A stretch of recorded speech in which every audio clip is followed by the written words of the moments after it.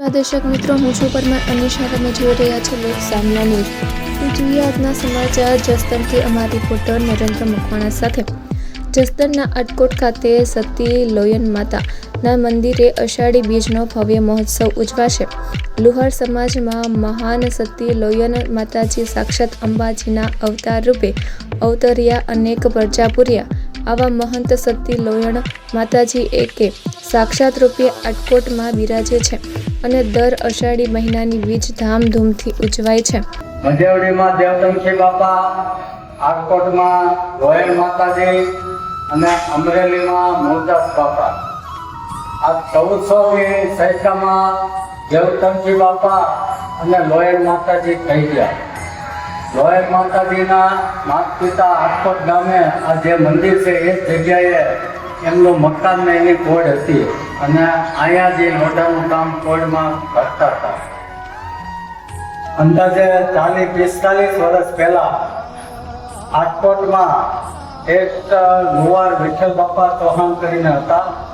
એમને રાતે સપનામાં આવ્યા કે મારું ઘર છે ત્યાં મારું મંદિર બનાવો અને તમારે એ તપાસ કરો તો ત્યાં તમને લોખંડના હથિયારો મળશે. પછી આસપાસના લુહાર ભાઈઓ બધા ભેગા થયા અને આ સ્થળ ઉપર ખોદકામ કરતા લોખંડના કેરમ વાંધો અને નાના નાના હથિયારો મળ્યા. એટલે સાબિતી થઈ કે લોયણ માતાજીનું સ્થાન મકાન આ જગ્યાએ છે. ત્યાર પછી રાજકોટના લુહાર ભાઈઓ અને મુંબઈ તમામ લુહાર ભાઈઓ ભેગા થઈને મિટિંગ કરી અને મંદિરનું આયોજન કર્યું.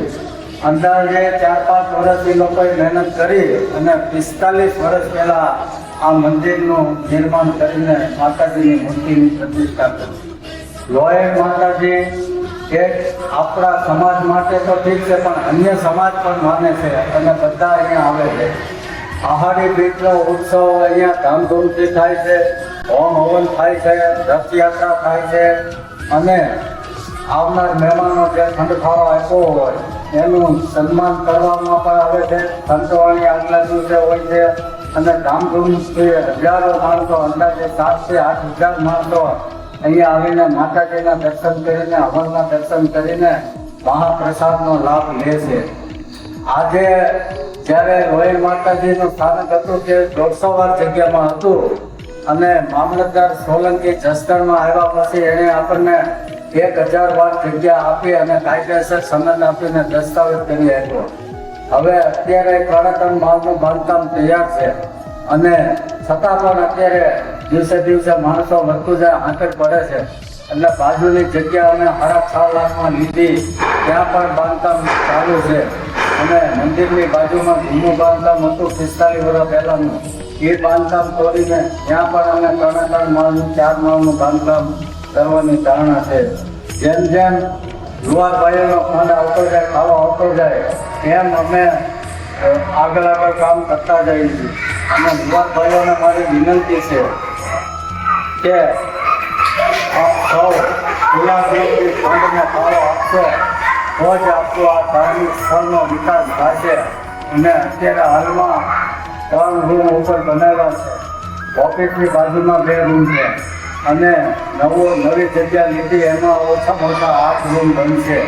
એટલે ભવિષ્યમાં આટકોટ જસદણ એકદમ નજીક છે અને એની વચ્ચે શાળા, કોલેજો, ITI બધી સંસ્થાઓ, સાયન્સ કોલેજ બધું જસદણમાં આવી ગયું છે. એટલે ભવિષ્યમાં અહીંયા વિદ્યાર્થીઓ માટે છાત્રાલય પણ બને એવી ધારણાથી અમે કામ કરીએ છીએ. અત્યારે મંદિરમાં હું જેપી રાઠોડ જસદણ પ્રમુખ તરીકે સેવા આપું છું. ઉપપ્રમુખ તરીકે રમેશભાઈ ડોડિયા આટકોટની સેવા આપે છે. ખજાનચી તરીકે ચંદુભાઈ વાઘેલા નૂતન ભેટનો વહીવટ ને હિસાબ કિતાબનો વહીવટ કરે છે. ત્યાર પછી ભાઈ અરવિંદભાઈ ચૌહાણ, મનુભાઈ પરમાર, રામજીભાઈ ગોહિલ, આ તમામ સેવાભાવી કિશોરભાઈ ડોડિયા, આ તમામ લુહાર ભાઈઓ મંદિરે પોતાનો સમય ખોટું કરીને સેવા આપે છે. અને આ એક હાઈ ક્લાસ ટ્રસ્ટ બનાવીને મંદિરનો વિકાસ કર્યો. આવનારા માણસો 10 વર્ષ પહેલા આવતા હતા અને અત્યારે આવે છે. એ બધાને આનંદ થાય છે કે ના, મંદિરનો વિકાસ સારો થયો અને લોયર માતાજી બધાને પ્રેરણા આપે, બધાને આશીર્વાદ આપે, બધાને સુખમય રાખે અને હજી જે અમારા અધૂરા કામ છે એ પૂર્ણ કરવાની લોયર માતાજી અમને હિંમત અને તાકાત આપે. જય લોયર માતાજી, જય વિશ્વકર્મા. તો ફરી મળીશું એક નવા સમાચાર સાથે. ત્યાં સુધી જતા રહો લોક સામને ન્યૂઝ.